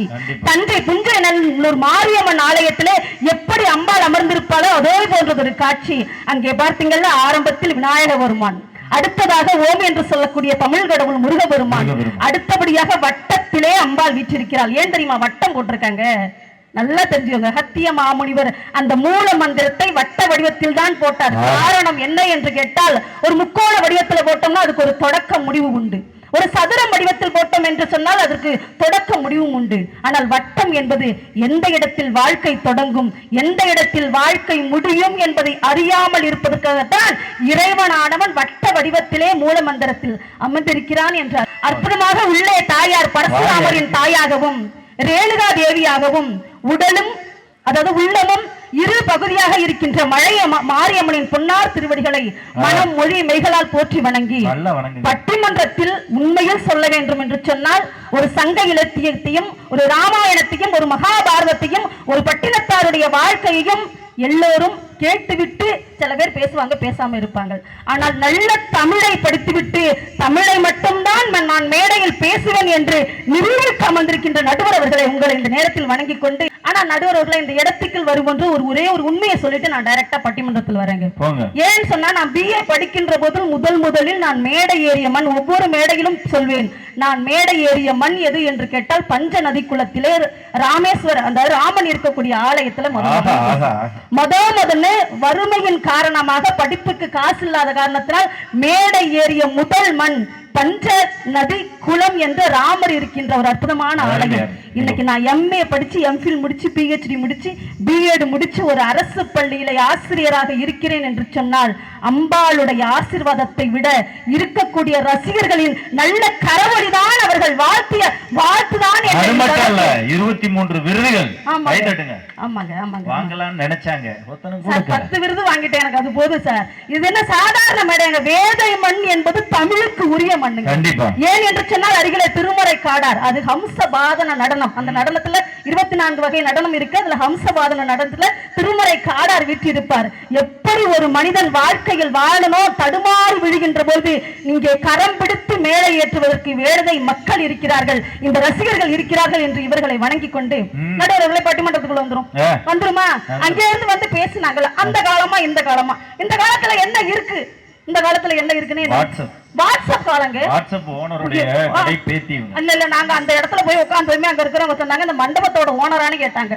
அம்மா பார்த்ததுமே அங்க இருந்து வந்து உட்கார்ந்துகிட்டு புறாக்களை புறாலை நாங்கள் தூது விட்டோம், அதை அடிச்சு சாப்பிட்டோம். ஏங்க அந்த காலத்துல புறால அழகா கயிறை கட்டி தூது விட்டாங்க. இன்னைக்கு என்ன தெரியுமா நடக்குது? புறா பாதுகாப்பு தடுப்பு சட்டம்னு ஒரு சட்டம் வந்திருக்குன்னா பட்டிமன்றம் முடிஞ்சிடும். தூக்கம் வந்தா ஒரு ஆளுக்கு தான் வரும். ஒரு ஆள் கிளம்பணும்னு அப்படியே வரிசையா போகாதீங்க. தூக்கம் வர்ற ஆள் மட்டும் போங்க, மத்த ஆள் உட்காந்துருங்க. இந்த ஒரே ஒரு பேச்சாளர் நானும் முடிச்சுப்பேன். இன்னும் ஒரு 1/4 மணி நேரம் நடுவர்கள் எப்படி போய்கிட்டே கேட்பாங்க. அவங்களும் எவ்வளவு நாள் தான் கண்டுபிடிப்பாங்க. அது ஒரு புறா பாதுகாப்பு தடுப்பு சட்டம்னு அந்த காலத்துல எந்த புறாவுக்கும் பாதுகாப்புங்கன்னு சட்டம் போடல. ஏன்னு சொன்னா அது இஷ்டத்துக்கு பறக்கும், அது இஷ்டத்துக்கு போகும். மரங்கள் நிறைய இருந்தது, எல்லா இடத்துலயும் உட்கார்ந்து அழகா போகும். இன்னைக்கு இருக்க முடியுதாமா? தட்டுப்பாடே கிடையாதுங்க. அந்த காலத்துல என்ன பண்ணுவாங்க, ஒரு தாய் கன்சீவா மாசமா இருந்தாங்கன்னா வயிற்றுல இருக்கக்கூடிய குழந்தைகிட்ட பேசிக்கிட்டே இருப்பான். என் தங்கம், என் செல்லம், நீ பத்திரமா இருக்கிறியாடி, நீ உனக்கான தேவையான சாப்பாடெல்லாம் நான் கொடுத்துக்கிட்டே இருக்கேன்னு சொல்லிட்டு வயிற்றுல இருக்கக்கூடிய குழந்தைகிடம் பேசிக்கிட்டே இருப்பா. அப்பகாரவங்க என்ன பண்ணுவாங்க, முதல் கர்ப்பமா இருந்தாங்கன்னா காதோரம் அந்த குழந்தை அந்த காதுல உதைக்குது பாத்தீங்களா வயிற்றுல, அந்த ஓசையை கேட்டு அப்பா சொல்வாரு, நீ உள்ளுக்குள்ள கஷ்டப்படாம இருப்பா, அதே மாதிரி வெளியில வந்து உன்னை கஷ்டம் இல்லாம நான் காப்பாத்துறேன். அது என்ன தெரியுமா ஓசை? என் கண்ணே பூங்கருந்தே செந்தவள முத்தழகே என் பசுந்தே நீ உறங்கு. எப்படி தெரியுமா, அப்படியே குழந்தைக்கு தாலாட்டு பாடுவாங்க. ஆனா மகாகவி பாரதி தான் சொன்னா, நீ எந்த வேலை செஞ்சாலும் முதலில் உன்னை தடுப்பது எது தெரியுமா? உள்ளுக்குள்ளே இருக்கக்கூடிய அச்சம். நீ அச்சத்தை முதல்ல தவிர்த்துடா, அதுக்கப்புறம் நீ வேலை செய்ய ஆரம்பிச்சு. வாழ்க்கையில வெற்றியோ தோல்வியோ வேலை செய்யணும்னு நினைச்சிட்டீங்கன்னா ஃபர்ஸ்ட் அதை தொடங்கு. அதுதாங்க சொன்னா கண்ணதாசன் யோசிச்சாங்க, ஒரு கவிதை எழுத வேண்டும் என்று சொன்னால் முதல்ல நீ படிடா, படிச்சுட்டு அதன்படி வாழு, வாழ்ந்த பிறகு நீ கவிதை எழுதுன்னு கண்ணதாசன் சொன்னாங்க. கருவினில் வளரும் மழலை என்னுடைய தைரியம் வளர்ப்பால் தமிழ் அன்னை என்பது மடமடா அஞ்சாமை தாயிடல் உடமையடா. புத்துமதி சொன்னா சார், நீ 6 வயசா இருந்தாலும் இறப்பு உறுதி, 60 வயசு ஆனாலும் இறப்பு உறுதி. இந்த ஒரு பக்கம் உன்னுடைய தாயினுடைய கண்ணு ஒரு கண்ணு, இன்னொரு கண்ணு இன்னொரு கண்ணு யாருன்னா தாயகம். தாயையும் தாயகத்தையும் இரு கண்களாக பாவித்தால் மட்டும்தான் நீ சிறந்த மனிதன் சொன்னா சார் கண்ணதாசன். உங்களுக்கு பிள்ளைங்களுக்கு இன்னைக்கு அட்வைஸ் பண்ண முடியுமா? ஒரு வார்த்தை கூட இன்னைக்கு பிள்ளைங்கள்ட்ட பேச முடியலங்க. ஒண்ணு இல்ல சார், அன்னைக்கு டெஸ்ட் எழுதி கொடுத்துருக்கானே கோவலன் அப்படின்னு எழுதி போட்டு போர்டுல எழுதி போட்டு எழுத சொன்னேன். 4 சுழி இன்னும் 5 சுழி இன்னும் வரைக்கும் எழுதி வச்சிருக்கான். நான் கேட்டேன்டா கோவலன் 2 சுழி இன்னும் தானடா வரும், நீ என்னடா 4 போட்டு வச்சிருக்கேங்கிறேன். உடனே அதுக்கு அவன் சொல்றான், உங்களுக்கு தமிழ் வளர்ந்தா பிடிக்காதேங்கிறான். பிள்ளைங்கள்ட்ட பேச முடியுதா சார்? அண்ணா உண்மையா நான் போன வாரம் எங்க ஸ்கூலுக்கு பக்கத்துல பட்டிமன்றம் பேசுனேங்க. ஸ்கூலுக்கு பக்கத்துல பட்டிமன்றம் பேசுன, பட்டிமன்றம் முடிச்சுட்டு மறுநாள் ஸ்கூலுக்கு அவன் வர்றான். நான் கேட்டேன், நேத்தி வர லீவு கேட்கறான் சார். லீவ் உள்ள வந்த உடனே லீவ் பண்றான். நேத்தி உன்னை பட்டிமன்றத்துல பார்த்தா இன்னைக்கு என்னடா லீவு கேக்குறாங்க? மிஸ் ஒண்ணு இல்ல, உங்க ப்ரோக்ராம பார்த்தாங்கல்ல, எங்க தாத்தா செத்து விட்டாருன்னா. உங்க பேச்சு கேட்டா அப்படி இல்ல தாத்தா இறந்துட்டாருன்னா சாதாரணமா இறந்துட்டாரு. நான் சொன்னேன், சரி பரவாயில்ல பாப்பா, அவங்க தாத்தாவை எனக்கு தெரியுமே போப்பா அப்படின்னு சொல்லி அனுப்பிட்டேங்க. ஈவினிங் ஸ்கூல் முடிச்சுட்டு நம்மளுக்கு தெரிஞ்சவங்களாச்சே வீட்டுக்கு போய் சும்மா விசாரிச்சுட்டு போகணும். வீட்டுக்கு போறேன்னா தாத்தா குத்துக்கொள்ள மாரி உட்கார்ந்து இருக்கிறாரு. அப்படியா?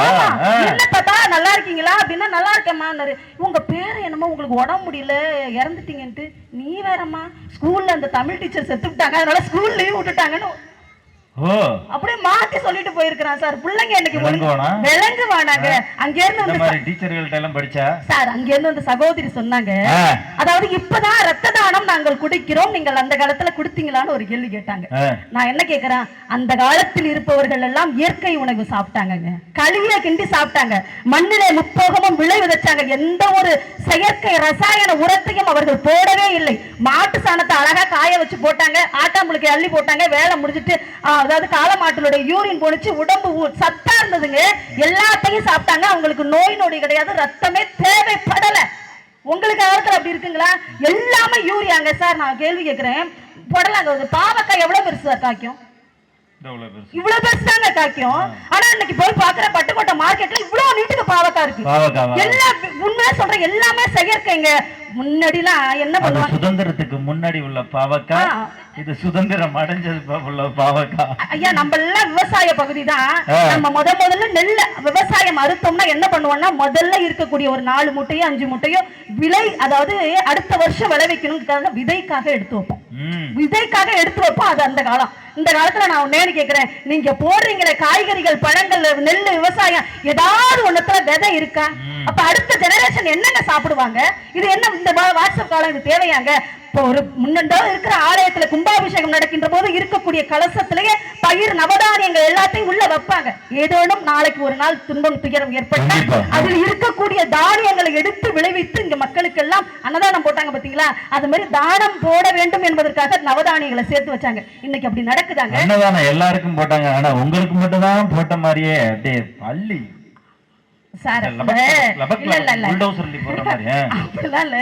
எல்லாராலையும் அன்னதானம் செலுத்தவே முடியும்.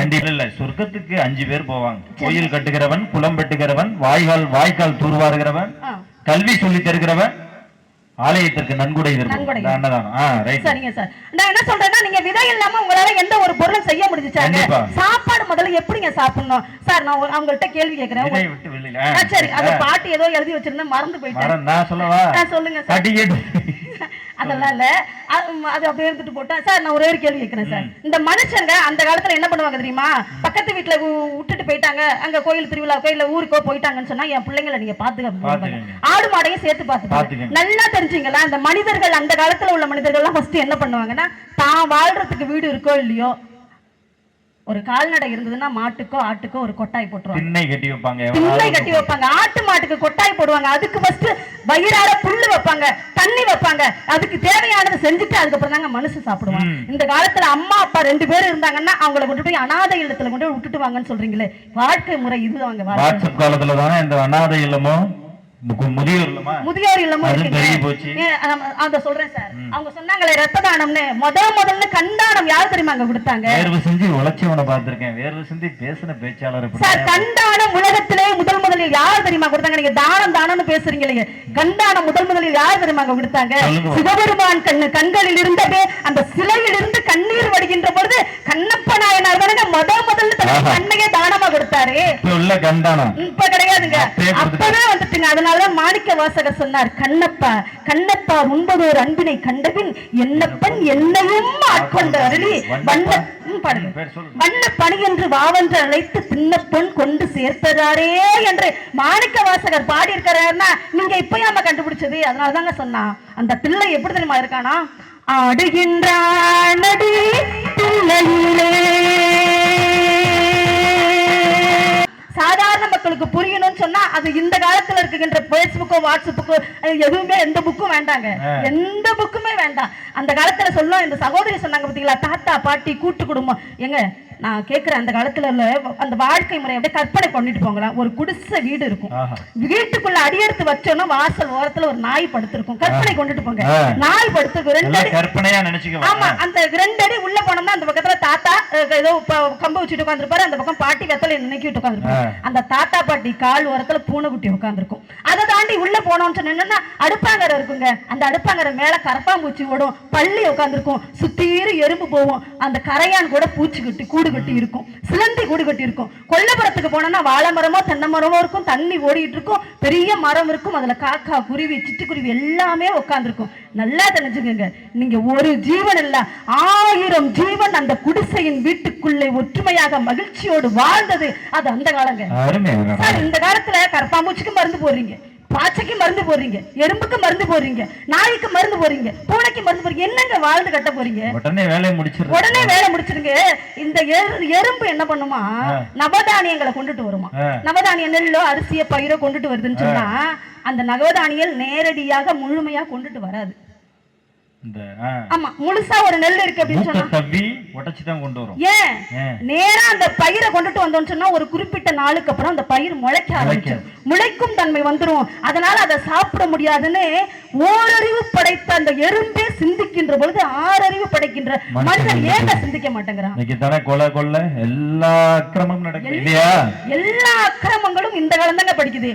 எனவே நடுவர்களே, இந்த காலத்துல நீங்க நிறைய என்னென்னமோ படிச்சிருக்கலாம், அது இதுன்னு படிச்சிருக்கலாம். ஆனால் அந்த காலத்துல மனுஷனை படிச்சாங்க. இப்பதான் நான் கேள்விப்படுறேன் அது இதுன்னு ஒரு படி.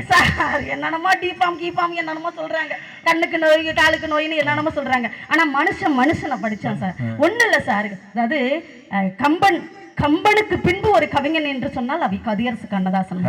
கவியரசு கண்ணதாசன் மட்டும். கம்பன் கூட தோற்று போனான். யார்கிட்ட தெரியுமா தோற்று போனான்? ஒரு நாட்டுப்புறத்துல பணியாற்றக்கூடிய ஒரு விவசாயிடம் தோற்று போனான். கம்பன் வீட்டு கட்டு தெரியும் கவிபாடும்.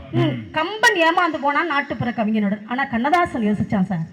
இந்த கண்ணதாசன் என்பவன் யோசிச்சா ராமாயணத்தை மனிதர்களுக்கு கொண்டு போய் சொல்லணுமா, கம்பனை குறை சொல்ல வேண்டும் என்பதற்காக ராமாயணம் படித்தான். படித்த உடனே எழுதிய பாடல் ராமன் எத்தனை ராமனடி அப்படின்னு பாட்டு எழுதலாம். அடுத்தபடியாக மகாபாரதத்தை எடுத்து எழுதணும் சார். மகாபாரதத்தை எடுத்து எழுதணும். என்ன நடந்தது? ஒண்ணு இல்லைங்க, பாஞ்சாலியினுடைய சேலையை கர்ணபர்மான் கொடுத்தான். அந்த சங்கம் எடுத்து ஊதுனா மகாபாரதம் போர் முடிந்தது. பாண்டவர்களுக்கு பஞ்சபாண்டவர்களுக்கு நகலத்தை மூட்டு கொடுத்தான். நம்ம எல்லாரும் படிப்பதற்கு கீதை எனும் பாடம் கொடுத்தான். அவ்வளவுதான் சார். அவ்வளவு குரல் கொடுத்த மூங்கில்களை என்று சொல்லிக்கொண்டு நடுவர்களே ஒண்ணு இல்ல ஏங்க முன்னாடி இல்ல முடிச்சிடுறேன் சார், முடிச்சிடுறேன். இல்ல இல்ல அவங்க அடுத்து ஒரு கேள்வி கேட்டாங்க. இன்னைக்கு வந்து என்னமோ செல்லுல வந்து நம்பர்ஸ் அதிகமா இருக்காங்க. நேத்தியே வந்தனால யூடியூப் சேனல் ஏதோ ஓபன் பண்ணாங்களாம், அதுல வியூஸ் அதிகமா இருக்கு அப்படின்னு ஒரு குற்றச்சாட்டு சொன்னாங்க. ஏதோ ஏதோ கட்சி ஆரம்பிச்சாங்களாம், அதுக்காக எண்ணிக்கை அதிகமா இருக்கு. நான் சொல்றேன் சார், எண்ணிக்கை அதிகமாக இருந்தால் அவர்கள் எல்லாம் நல்லவர்கள் என்று சொல்ல முடியாது. ஏன் தெரியுமா? இந்த உலகத்திற்கே இன்னைக்கு மேடையில ஏறி பெண்கள் பேசுறோம்னா அதற்கு முக்கியமாக காரணமாக இருந்தவன் மகாகவி பாரதி தான் சார் சொன்னான். ஏட்டையும் பெண்கள் தொடுவது தீமை என்ற எண்ணி இருப்பவர் மாய்ந்து விட்டார், பின்னை வீட்டுக்குள்ளே பூட்டி வைக்கும் என்ற விந்தை மனிதன் தலையவில்லை. ஆணும் பெண்ணும் நிகரான கொள்வதில் அறிவில் ஓங்கி வையகம் பட்டங்கள் ஆள்வதும் சட்டங்கள் செய்வதும் பாரினில் பெண்கள் நடத்த வந்தம் எட்டும் அறிவினில் ஆணுக்கு பெண் இழைப்பில்லை காணென்ற ஆனந்தம். அப்படியே அடிச்சிருமா சொல்லலாம் சார். உலகம் யாவையும் தாமல வாக்களும் நிலை பொருட்களும் நீங்களும் நீங்களா அழகிலா விளையாட்டுடையார் யார் தலைவர் அன்னவருக்கே சரண். ஓசை பெற்று உயர் பார்க்கடல் விட்டு ஒரு ஓசை முற்றவும் நக்கு புக்கென ஆசை பெற்று அரையிலுற்றம் மற்றும் குற்றத்தில் ஆமன் கதையரும் மாசில் வீணையும் மாலை மதியமும் வீசுதன்றலும் வீங்கில வேணிலும் மூசு வண்டரை பொய்கையும் போன்றது ஈசன் என்ற இணையடி நிலையை முடிக்க சொல்லிட்டாங்களா? ஆனா நடுவர்களே, அப்பேற்பட்ட பாரதி இவங்க எண்ணிக்கையாக சொல்றேன். பாரதி இறக்கின்ற பொழுது அவருடைய அழகா ஒரு கவிஞன் எழுதான். பாரதி இறந்த தருவாயில் வந்திருக்கின்ற ஆட்களின் எண்ணிக்கையை விட அவர் மீது வைத்த ஈக்களின் எண்ணிக்கையே அதிகம். அதனால எண்ணிக்கையை வைத்து நீங்கள் அதிகமாக நல்லவர்கள் இருக்கிறார்கள் என்று சொல்ல வேண்டாம் என்று சொல்லிக் கொண்டு, அந்த கால வாழ்க்கை என்பது மனசுக்கு நிறைவாக இருந்தது. கடந்துள்ள கிடையாது, கூட்டு குடும்ப வாழ்க்கை இருந்தது, புறாக்கள் எல்லாமே ஒன்றாக இருந்தது. இந்த கால வாழ்க்கை முறை எல்லாமே தொல்லையாக இருக்கிறது என்ற தீர்ப்பை நீங்கள் தர வேண்டும் என்று சொல்லிக்கொண்டு காலத்தின் அருமை கருதி உங்கள் அனைவரிடம் இருந்து பிரியா விடைபெறுகிறேன். நன்றி, வணக்கம். ஆம்பளை பையல்கிட்ட ஜாக்கிரதையா இருக்கணும்னு அப்படியே நாசுக்கா சொல்றாங்க இல்லையா? என்ன நீங்க சொல்ல வரதில்ல, நான் என்ன சொல்றேன் பாருங்க. ஆண் பிள்ளைகளை செலவாளியாக வெறுப்பதும் பெண் பிள்ளையை செல்லமாக வளர்ப்பதும் எரிந்த கொல்லிக்கட்டையை எடுத்துக்கொண்டு திறந்த கண்ணில் குத்தி கொள்வது போல இல்லையா? ரெண்டு பேருமே சரியா வளர்ந்தாதான் நாடு நல்லா இருக்கும். நல்லா அருமையா பேசிட்டு போனாங்க பாருங்க. அடாடா, தமிழோட விளையாடலான்னு பார்த்தா நேரம் தான். காலத்தினுடைய அருமை நமக்கு ரொம்ப கம்மியா இருக்க காரணத்தினால நிறைவு பேச்சாளராக வாட்ஸ்அப் காலம் என்று நிறைவு பேச்சாளராக அருமை தங்கை கௌசிகா சுகுமாரன் அவர்கள். நடுவர் அவர்களே, ஒரு சின்ன கவிதையில இருந்து ஆரம்பிச்சிடலாம். நீங்கள் கவிதை வெரி குட், அப்படிதான் இருக்கணும். எட்டு தொகை இசையோடு எத்தி செய்யும் திகழ்பவளே, பத்து பாட்டு பனிமலையாய் பாரெங்கும் பறந்தவளே, அகநானூற்று அன்பமுதாய் அல்ல அல்ல குறையாது புறநானூற்று புகழ் வீரமாய் புகழ புகழ இனிப்பவளே, குறுந்தொகையில் சிறுநகையாய் காதல் மலை பொழிபவளே, நற்றினையால் நல்லவர்த்தம் நெஞ்சங்களில் வசிப்பவளே, ஐங்குறு நோற்று இயற்கவியால் ஐந்தினையும் ஆள்பவளே, கலித்தொகையின் களிப்புடனே செங்கரும்பாய் இனிப்பவளே, பதிற்று பத்து பாடி எங்கள் தென்னவன் புகழ் சொன்னவளே, பரிபாடல் பாடி என்னுள் பரவசமாய் கலந்தவளே, சிலப்பதிகார செங்கோலில் சீர்நெறி உரைத்தவளே, பட்டினப்பாலை பாடி எங்கள் பரதவர் புகழ் சொன்னவளே, ஈரடியில் ஒரு குரலாய் திருக்குறளை தந்தவளே, தேவாரம் திருவாசகம் தேனமுதா இனிப்பவளே, ஆரா அமுதே என் அருந்தமை தாயே, நீ என் நாவிலிருக்க நான் பெறுவேன் நற்கதியே. ஆஹா ஆஹா, நல்லா கைத்தட்டுங்க. அவங்க எழுதின கவிதை அப்பா எழுதுனதா என்ன எப்பனே? ஐயா, இப்ப நம்ம எப்பேற்பட்ட ஊருக்கு வந்திருக்கோம்? வேதாரண்யம், தென்னம்புலம். ஆமா, எவ்வளவு சிறப்பு வாய்ந்த ஊர் இது. சிதம்பரம்னா சிற்றம்பலம், திருவாரூர்னா பேரம்பலம், நல்ல பெரியவர்களை கொண்ட ஊருனா அதுதான் நம்ம தென்னம்புலம். சிறப்பு சிறப்பு சிறப்பு சிறப்பு. இந்த ஊர்ல படிச்சுமா இந்தியால எல்லா இடத்துலயும் அதிகாரியா இருக்கிற ஒரே ஒரு வேதாரண்யத்துல உள்ள ஸ்டூடெண்ட் தான். நல்ல ஒரு கைத்தட்டல் கொடுக்கலாமே. 497 98 ஸ்டேட் ஃபர்ஸ்ட் மாநிலத்துடைய முதல் மதிப்பெண் இந்த மண்ணை சார்ந்தவர் தான் வாங்குவாங்க. ஆமாங்கய்யா, அப்பேற்பட்ட பெருமை நிறைந்த ஊர் இது. இப்ப நேரடியா நம்ம தலைப்புக்குள்ள போறதுக்கு முன்னாடி ஒரு சின்ன பாட்டோட போயிடலாம். சின்னதா பாடுங்க. பஞ்சமா என்ன? குண்டத்திலே குமரனுக்கே கொண்டாட்டம், அங்கே குவிந்ததம்மா பெண்கள் எல்லாம் மண்டாட்டம் கொண்டாட்டம். குன்றத்திலே குமரனுக்கே கொண்டாட்டம், அங்கே குவிந்ததம்மா பெண்கள் எல்லாம் மண்டாட்டம் கொண்டாட்டம். குன்றத்திலே குமரனுக்கே கொண்டாட்டம், குன்றத்திலே குமரனுக்கே கொண்டாட்டம். ஐயா, எனக்கு முன்னாடி எதிரணில இருந்து பேசிட்டு போனவங்க, எங்க காலத்துல நல்ல உணவு இருந்தது, உங்க காலத்துல அது இருக்கா? எங்க காலத்துல அது இருந்தது, நாங்க சந்தோஷமா இருந்தோம், அப்படி இப்படிங்கிறாங்க. இல்லங்கய்யா, நான் தெரியாம தான் கேக்குறேன். இந்த காலத்துல எங்க கிட்ட இருக்கிறது எல்லாம் அந்த காலத்துல இருந்தவங்கள்ட்ட இருந்துச்சா? இந்த காலத்துல எங்கள்கிட்ட ட்ரெயின் இருக்கு, போன் இருக்கு, மெட்ரோ இருக்கு, ஃபிளைட் இருக்கு, இதெல்லாம் அந்த காலத்தை சேர்ந்தவங்கள்ட்ட இருந்துச்சா? இருக்க வேண்டிய அர்த்தம் இருக்கு. நடுவரவர்களே, அந்த காலத்துல எல்லாம் ஏதோ ஒரு கோயிலுக்கோ சொந்தக்காரங்க வீட்டு கல்யாணத்துக்கோ போகணும்னா ராத்திரி முழுக்க கட்டு சோறை கட்டிக்கிட்டு நடந்தே போகணும். போய் சேரவே 3 நாள் 4 நாள் ஆயிடும். இப்ப பாருங்க, அமெரிக்காவுக்கு போகணுமா, இல்ல ஆப்கானிஸ்தானுக்கு போகணுமா, தாய்லாந்துக்கு போகணுமா, கொரியாவுக்கு போகணுமா, ஜஸ்ட் 5 hours ஃளைட்ல போய் எந்த நாடா இருந்தாலும் சுத்தி பார்க்கலாம். இந்த மாதிரி ஒரு வசதி அந்த காலத்தை சேர்ந்தவங்க தெரிஞ்சு சேலத்துல இருந்து கல்யாணத்துக்கு இங்க வர்றதுக்கு அடுத்த நாள் தான் வர்றேன். அமெரிக்காவுல பாத்தீங்கன்னா வீட்டுக்கு வந்துட்டேன் இல்லையா? இங்க இருக்க டிராபிக் பிரச்சனை அப்படி. அதோட அவங்க என்ன சொன்னாங்கன்னா, அந்த காலத்துல வாழ்ந்தவங்க அவங்க எல்லாருமே ரொம்ப மகிழ்ச்சியா இருந்தாங்களாம். ஏங்க, அந்த காலத்துல ஒரு சராசரியா ஒரு வீட்டுல எத்தனை புள்ளைங்க இருந்துச்சு? 16 புள்ள இருந்துச்சு. அந்த புள்ளைய பத்துக்கிட்ட அவங்க எல்லாம் சந்தோஷமா இருந்தாங்க. சரி, அந்த 16 புள்ளையும் முதல்ல சந்தோஷமா இருந்துச்சா? ஒரு புள்ளைக்கு சட்டை இருக்காது, ஒரு புள்ளைக்கு டவுசர் இருக்காது, ஒரு புள்ள மூக்கு ஒழுவிட்டு இருக்கும், ஒரு புள்ளைக்கு வயித்தால போயிட்டு இருக்கும், ஒரு புள்ளைய ஸ்கூல் கிளப்ப ஆள் இருக்காது, ஒரு பிள்ளை எங்க போச்சுன்னே தெரியாது, ஒரு பிள்ளை கடற்கரையில விளையாடும், இன்னொன்னு காவாயில உருண்டுட்டு இருக்கும். இந்த மாதிரி 16 பிள்ளையும் 16 இடத்துல இருந்துச்சு. ஆனா இப்ப பாருங்க, நாம் இருவர் நமக்கு இருவர். பெத்துக்கிறது 2 குழந்தையா இருந்தாலும் அவங்க வாழ்க்கையில முன்னேறணும், நல்லா படிக்கணும்னு சொல்லி இந்த காலத்து பெற்றோர்கள் மாடா உழைச்சிட்டு இருக்காங்க. அப்படின்னா இந்த காலம் சிறந்ததா அந்த காலம் சிறந்ததா இருக்கா? அதாவது 16 பெற்று பெருவாழ்வு வாழும் சொன்னதுக்கு என்னன்னாக்கா, செல்வங்கள் என்ன, கலையாத கல்வியும் குறையாத வயதும் ஓர் கபடு வாராத நட்பும் கன்றாத வளமையும் குன்றாத இளமையும் கழுவினி இல்லாத உடலும் சலியாத மனமும் அன்பகலாத மனைவியும் தவறாத சந்தானமும் தாளாத கீர்த்தியும் மாறாத வார்த்தையும் தடைகள் கோடாத வராத கூடையும், இப்படி ஒரு 16 செல்வம். இந்த செல்வத்தை சொன்னேன், அவன் 16 செல்வம் தப்பா புரிஞ்சுக்கிட்டு 16 பிள்ளைய பத்திட்டாங்க. ஆமா, நிலைமைய பாருங்க. அப்புறம் டவுசர் இல்லாம தான் இருக்கும், சட்டை இல்லாம தான் இருக்கும், மொத்தம் தானே உழைச்சான். ஐயா, அந்த காலத்தை சேர்ந்த கவிஞர் ஒருத்தர் என்எஸ் கிருஷ்ணன், அவரு அழகா ஒரு பாடல் எழுதியிருந்தாருங்க. விஞ்ஞானத்தை வளர்க்க போறண்டி, மேல நாட்டார விருந்து கழிச்சு காட்ட போறண்டி, விஞ்ஞானத்தை வளர்க்க போறண்டி, மேல நாட்டார விருந்து கழிச்சு காட்ட போறண்டி.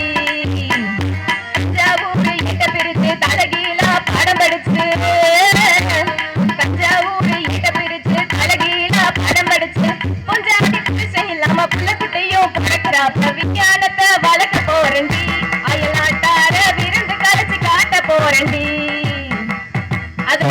பாட்டை நான் கேள்விப்பட்டதே இல்ல கௌசிகா, அடி எடுத்து கொடுத்ததுக்கு ரொம்ப நன்றி. அடுத்த வாட்டி மனப்பாடம் பண்ணிடுறேன். அதுல ஒரு வரி கொடுத்திருக்காங்க பாருங்க, பொஞ்சாதியும் புருஷனும் இல்லாம புள்ள குட்டி பிறக்கிற மாதிரி பேபின்னு ஒண்ணு இந்த காலத்துல இருக்கு. அது இருக்கணும்னு அவர் அந்த காலத்துல கனவு கண்டாரு, அதை நினைவாக்கி வச்சது இந்த காலத்துல. கண்டிப்பா மலடி என்ற ஒரு வார்த்தை தமிழில் இருந்து தூக்கி எறியப்பட்டது இல்லையா? அன்னைக்கே அடி எடுத்து கொடுத்திருக்காரு என்எஸ் கிருஷ்ணன். அதோட அந்த பாடல் நிக்கல. நெல்லு குத்த மாவரைக்க நீர் அரைக்க மிஷின், அல்லும் பகலும் ஆட்டி அரைக்க அதுக்கு ஒரு மிஷின், கொல்லப்புறத்துல குழா வைக்கணும், குளிர் மிஷின் சேர்த்து வைக்கணும், பள்ளிக்கூடத்துக்கு பசங்க போவாமலே படிக்க கருவி பண்ணி வைக்கணும்னு சொன்னாங்க. பள்ளிக்கூடத்துக்கு பிள்ளைங்க போக கூடாது, வீட்லயே இருந்து படிக்கிறதுக்கு ஒரு கருவி வேணும்னு அவங்க கேட்டாங்க. எங்க காலத்துல கொரோனா மாதிரி ஒரு நோய் வரும்போது, பிள்ளைங்களை ஸ்கூலுக்கு அனுப்ப முடியாத மாதிரி ஒரு நிலைமை வரும்போது, பிள்ளைங்களை வீட்லயே வச்சு ஆன்லைன் கிளாஸ் எடுத்தாங்களே, அதுக்கு எதுங்க உதவியா இருந்துச்சு? எங்க காலத்துல கண்டுபிடிச்ச செல்போன் தானே உதவியா இருந்துச்சு. அப்ப அன்னைக்கு அவர் கனவு கண்டத பாட்டுல எழுதினத எங்க தலைமுறை தானே நிறைவு செஞ்சிருக்கு, நிஜமாகி இருக்கு. அப்ப எங்க காலம் தானே சிறந்ததா இருக்க முடியும். கொரோனா அன்னைக்கு வந்துருந்துச்சுனாக்கா எப்படி இந்த உலகம் தலைகீழா போயிருக்கு, இருந்திருக்குமா என்னன்னு தெரியல. மிகப்பெரிய ஒரு சேலஞ்ச். அப்படி அழகா இன்றைக்கு சோசியல் மீடியா இருந்த காலகட்டத்தில் அமெரிக்கால இன்றைக்கு வந்து பார்த்தீங்கன்னா வீட்டு காவல்ல இத்தனை பேரை வச்சிருக்கோம், 200 பேர் இறந்திருக்காங்க. குத்து குத்தாக மனித உயிர்கள் போன போது இப்படியெல்லாம் இருக்கக்கூடாது. நம்ம நாட்டுல கரெக்டா கொஞ்சம் உயிரோட தப்பிச்சோம் இல்லையா? அதுக்கு ஒரு சோசியல் மீடியா நல்ல காரணம். ஐயா, அந்த காலத்துல இருந்ததெல்லாம் இந்த காலத்துல இல்லன்னு சொல்றாங்க. நீங்க நல்லா கவனிச்சு பாருங்க. அந்த காலத்துல மக்கள் பக்தியோட இருந்ததை தாண்டி இந்த காலத்து மக்களுக்கு பக்தி அதிகம். அதனாலதான் இப்பெல்லாம் கோவில்கள்ல அதிகமா திருவிழா நடந்துட்டு இருக்கு. அதுவும் நம்மள மாதிரி ஆளுங்களுக்கு எல்லாம் பக்தியே இல்லாம போயிடுமா? நம்ம எல்லாம் எவ்வளவு யங்ஸ்டர்ஸ், இந்த ஜெனரேஷனை சேர்ந்தவங்க. என்னையும் சேர்த்துட்டீங்களா? ஆமாங்க. இந்த கும்பலோட ஒதுக்கி தள்ளி விட்டுறாதீங்க. முன்னாடி நடந்துட்டு இருந்த திருவிழாவை விட இப்பதான் இன்னும் விமர்சனையா நல்லா எப்படி பிரம்மாண்டமா நடத்திட்டு இருக்கோம் திருவிழாவெல்லாம். முன்னாடி எல்லாம் ஒரு திருவிழாக்கு சொந்தக்காரங்களை கூப்பிடுறோம்னு வச்சுக்கோங்களேன், அவங்கள கூப்பிடுவோம், அதுல பாதி பேர் தான் வருவாங்க. ஏன்னா நடந்தே வரணும், பாதி பேரால வர முடியாது, வீட்டிலே தங்கிடுவாங்க. இப்ப பாருங்க, ஒரு திருவிழான்னு சொல்லிட்டு நீங்க சொந்தக்காரங்களை கூப்பிட்டா அத்தை பொண்ணு மாமா பையன் இருக்கிற எல்லாரும் வந்து அவ்வளவு விமர்சனையா அந்த திருவிழாவை கொண்டாடுவாங்க. திருவிழானா சும்மாவா நடக்கும்? வான வெடிக்கை நடக்கும். அதோட நின்னுடுமா? இன்னும் என்னென்ன கலை நிகழ்ச்சி இருக்கோ அதையும் நடத்துவாங்க. காலையில இளைஞர்களுக்காகவே கிரிக்கெட் போட்டி நடத்துறாங்க, கபடி போட்டி நடத்துறாங்க. இது எல்லாத்தையும் எங்க காலத்து திருவிழால தானே நாங்க நடத்திட்டு இருக்கோம். இததான் எங்க காலத்து படத்துல இந்த திருவிழா எப்படி எல்லாம் நடக்கும்ன்றத ஒரு பாட்டுல சொன்னாங்க பாருங்க. சிங்காரி நத்துனா போட்டு போட்ட காசுல எனக்கு ஊத்துனா தானே தானே நானே தன்னானே நானா தன்னானே தானே நானே தன்னானே நா. இன்னொன்னு சோசியல் மீடியா. நம்ம நிறைய சொல்றோம் சோசியல் மீடியாவால நமக்கு நிறைய பிரச்சனை வருதுன்னு. சில பிரச்சனைகள் வருதுதான், அதுக்காக அதுல இருந்து வர நல்லதெல்லாம் நம்ம மறுக்கவே முடியாது. எங்க நல்லதை எடுத்துக்கிறாங்க? எவ்வளவு நல்லது இருக்குங்க சோசியல் மீடியால. கொஞ்ச நாளைக்கு முன்னாடி ஒரு நேர்காணல்ல மணிய பத்தி, பணத்தை பத்தி தெரிஞ்சுக்கணும்ன்றதுக்காக நடிகர் அரவிந்த் சுவாமி சைக்காலஜி ஆஃப் மணின்னு சொல்லிட்டு ஒரு புக்கை வாங்கி அவரை என்னைக்கு அதை படிக்க சொன்னாரோ அப்போல இருந்து அந்த புக்கு ஓகோன்னு வித்துட்டு இருக்கு. பணவியல் சாலு இங்கிலீஷ் படிக்கல மேடம். ஆகவே நடுவர் அவர்களே, நான் இப்படி சொல்லி முடிக்கிறேன். பழையன கழிதலும் புதியன புகுதலும் என்பது தமிழரோட பண்பாடு. அதனால எதுக்கு பழசைய புடிச்சிட்டு தொங்கிட்டு இருக்கீங்க? இந்த புது காலத்துக்கு வாங்க. நேற்று என்பது உடைந்த பானை, அதை வச்சு நம்மளால ஒன்னும் பண்ண முடியாது. நாளை என்பது மதில் மேல் இருக்கின்ற பூனை, அது எந்த பக்கம் பாயும் என்ன பண்ணுன்னு யாருக்கும் தெரியாது. ஆனா இன்று என்பது நம் கையில் இருக்கக்கூடிய வீணை. அதனால அந்த வீணைய நம்ம விருப்பம் போல வாசிச்சு அதை அனுபவிச்சு வாழணும் என்று கூறி, எங்களுடைய காலமே சிறந்த காலம் என்று கூறி தீர்ப்பளிக்குமாறு பணிந்து வாய்ப்புக்கு நன்றி கூறி விடைபெறுகிறேன். நன்றி, வணக்கம். வாழ்க்கை தரம் எப்படி இருக்கிறது?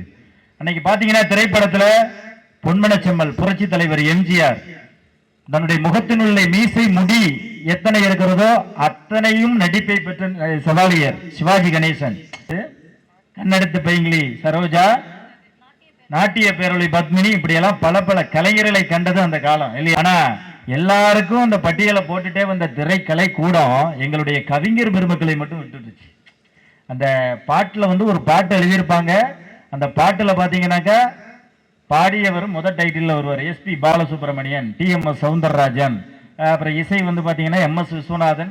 ஆனால் இந்த சமூகத்தை, இந்த சமுதாயத்தை 2000 ஆண்டுகள் இல்ல 50,000 ஆண்டு தமிழை வந்து கடைத்து கொண்டவன் அந்த கவிஞன் இல்லையா? உலகத்துல இன்னைக்கு பாக்குறோம் அத்தனை நடிகர்கள் இருக்காங்க. நடிகைகள்லாம் இன்னைக்கு கடவுள் மாதிரி தமிழ்நாடு பேரெல்லாம் சொல்ல வேணாம். ஊழ்வினை வந்தொருத்து ஊட்டும். சென்ற காலங்களில் உள்ள வினை இப்போதைக்கு இப்படி எல்லாம் எழுதி எழுதி குவிச்சாங்க. ஆனால் இந்த நாடோடி மன்னன் ஒரு படம் 1956 வந்திருக்கும், கருப்பு வண்ண படம். சும்மா கிடந்த நிலத்தை கொத்தி சும்பல் இல்லாமல் நடத்தும் சும்மா கரும்பு கட்டி கரும்பு கொள்கையில் வைக்காதே அப்படி கொடுத்தான். நிறைய பாடிட்டு போலாம் காலத்தின் அருமை கருதி. இப்பேற்பட்ட என் முதலமைச்சர் நாற்காலிக்கு 4 கால்கள் என்று சொன்னால், ஒன்று நான் வறுமையில் கொண்ட கால், இன்னொன்னு எனக்கு நடிப்பு தந்த கால், மூன்றாவது அரசியல் என்ற ஒன்று தந்த கால், அந்த 4வது என் தம்பை பட்டு பட்டுக்கோட்டை கல்யாண சுந்தரம் தந்தக்கால் என்று சொல்லி இன்றைக்கு அமரபூபதியாக தமிழர்களுடைய நெஞ்சங்கள் எல்லாம் வீட்டிருக்க ஒரு கலைஞன் என்று சொன்னால் அது அந்த காலத்தில் கவிஞர்கள் எப்படி உதவி செய்தார்கள் என்று ஒரு ஆர்வம் சொல்லலாம். இப்ப இந்த காலத்துல வாட்ஸ்அப் காலத்துல என்ன முன்னேற்றம் என்ன அடைஞ்சிருச்சு அப்படின்னாக்கா, உலகத்துல ஒரு 50 ஆண்டுகளுக்கு முன்படி எத்தனை நாடு இருக்குன்னே நமக்கு தெரியாது. இப்ப எத்தனை நாடு? 206 நாட்டுக்கு மேல இருக்கு. ஐநா மன்றம் இருக்கு, உலகத்துல பல ஒலிம்பிக் நடக்குது, ஆசிய விளையாட்டு போட்டி நடக்குது, ஐரோப்பிய யூனியன் இருக்குது, G8 நாடு இருக்கு, 7 நாடு இருக்கு, G4 இருக்கு. இப்படி பல கூட்டமைப்புகள், பல நாடுகள். விண்ணையே நிலாவுல பாட்டி வடை சுட்ட கதை தான் நம்ம அந்த காலத்துல கேட்ட கதை இல்லையா? இன்னைக்கு அந்த நிலாவுக்கே போகிறான். சந்திரனை தொட்டது யார்? ஆம்ஸ்ட்ராங்கா? வைரமுத்து கேட்டார் இல்லையா?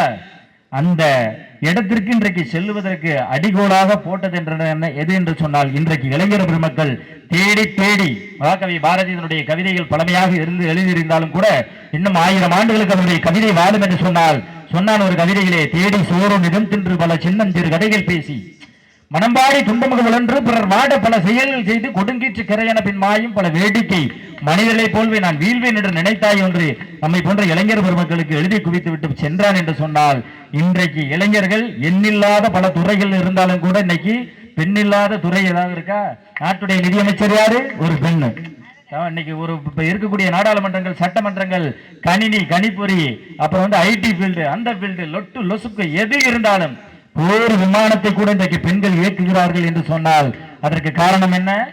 இந்த வாட்ஸ்அப் காலம், இந்த காலம். இன்னைக்கு பாத்தீங்கன்னாக்கா உலகம் எல்லாம் ஒரு அங்கே இங்க இருந்து ஒரு மெசேஜ் தட்டினா, இன்னைக்கு லண்டன்ல தம்பி வீட்டுல பாட்டி நல்லா இருந்துச்சுடா, பக்குன்னு மேமூச்சு இழுத்துச்சு, காலையில செத்து போச்சுடா அப்படின்னு சொன்னா, சாயங்காலம் இறப்பு இறுதி ஊர்வலத்துக்கு வர்றான். அப்படியே இல்லையா, வர முடியலாம் கூட வீடியோ காலில் போட்டு அந்த பாட்டிக்கு அவன் உதவி செய்யறான்னு சொன்னா, இந்த காலத்து இளைஞர்களுடைய அந்த ஒரு விஷயமானது சாதாரணம் இல்லை. இப்போ தாய் தந்தை இச்சையினால் தாரடியில் நாம் பிறந்தோம், நாய்பட்ட பாடலாம் நான் படவா பரம்பொருளே, கண்ணீரை கூட தவறி மிதித்தெறியும் இன்றைக்கு தண்ணீரை கூட தவறி மிதித்தெறியும் இன்று கண்ணீர் சிந்தி கலங்குவதேன் பரம்பொருளே என்று கண்ணதாசன் கேட்டான் என்று சொன்னால், இந்த வாழ்க்கை என்பது பண்பாடும் அந்த செழுமையும் செழித்திருந்தது.